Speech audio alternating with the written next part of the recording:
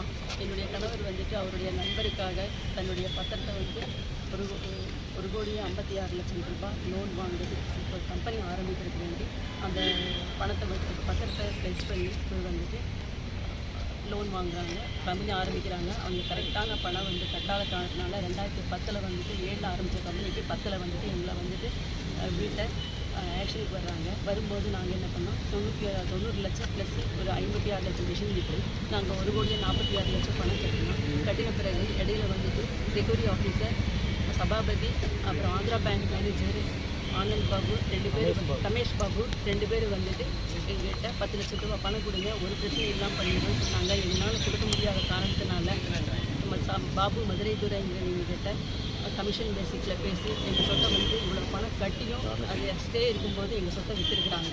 விற்றுட்டு நாங்கள் ஹைகோர்ட்டுக்கு போகிறோம். ஹைகோர்ட்டில் வந்துட்டு எங்களுக்கு சாதகமாக அவங்க கேஸை வந்து பாபு மதுரை துறையை டிஸ்போஸ் பண்ணிவிட்டு எங்கள் கேஸை வந்துட்டு ஹைகோர்ட்டில் வந்து 28 லட்சம் நீங்கள் கட்டி டிஆர்ஏடியில் நீங்கள் டைரக்ஷன் பண்ணி விடுறாங்க அந்த சொத்தை வாங்கிக்கணும்னு சொல்லிட்டு நாங்கள் டிஆர்ஏடிக்கு போகிறோம். அவங்க வந்து எங்களுக்கு வந்துட்டு இப்போ அவங்க மதுரை பாபு மறுபடியும் காசு கொடுத்து உள்ளே வர்றான். அப்போ வந்துட்டு அப்புறம் அவர் வந்துட்டு என்ன சொல்கிறாங்க,